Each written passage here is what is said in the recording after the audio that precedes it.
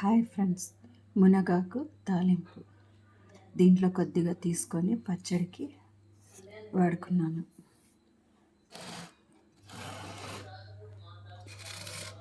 మునగాకు తాలింపులో కొద్దిగా తీసుకొని టమాటాలు, చింతపండు, ధనియాల పొడి, ఇలా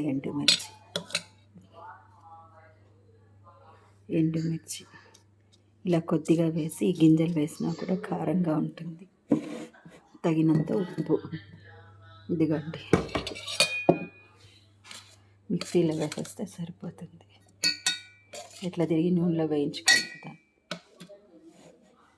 మునగాకు పచ్చడికి కావాల్సింది నూనెలో వేయించిన ఉప్పు, కారం చల్లిన